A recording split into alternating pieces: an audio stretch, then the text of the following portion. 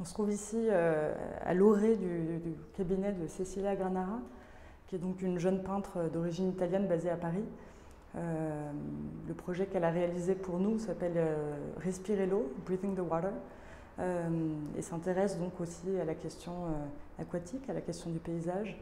Là où elle se rejoint particulièrement avec le travail de Paul, c'est sur la question de la symbolique et l'utilisation de symboles récurrents dans leur travail conjoint.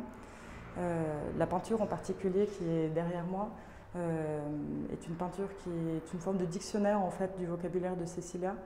On y retrouve plusieurs choses, à la fois des yeux qui sont des formes de talismans, mais qui ressemblent aussi à des vulves, un serpent qui se mord la queue pour former un disque, quelque chose qui s'auto-régénère, des personnages non pas nécessairement genrés qui sont en train d'avoir des rapports sexuels bienveillants. Ça c'est quelque chose qui est très important dans le travail de Cecilia, c'est la question de la représentation de la femme en peinture, dans l'histoire de l'art en particulier. Et son travail s'attache aussi à proposer de nouvelles représentations justement du corps de la femme, souvent en lien avec des fluides. Donc il y a cette question du vomissement qui est très importante chez Cecilia.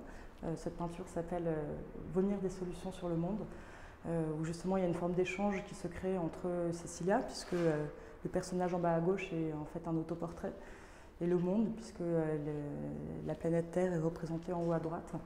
Et à travers cet acte de vomissement, cet acte qui implique une forme de violence aussi, il y a un échange profond et assez symbiotique qui se crée entre l'artiste et le monde extérieur. Et en même temps, la manière dont elle représente ça est une forme de gestation. Moi, je le vois comme une forme de ventre, justement, où plein d'éléments différents cohabitent. Voilà, et créer un échange à la fois dans le propre corps de l'artiste, mais aussi son corps et le monde extérieur.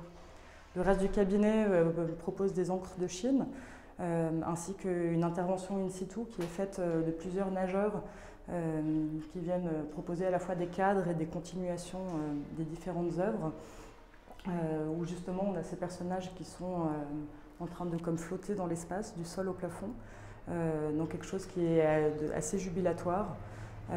Et à certains endroits du cabinet, il y a aussi la présence de plantes qui font bien sûr référence aux peintures, mais voilà, qui proposent aussi une forme de symbiose entre les nageurs et leur environnement, et qui du coup rentrent en écho avec les deux autres projets de la galerie.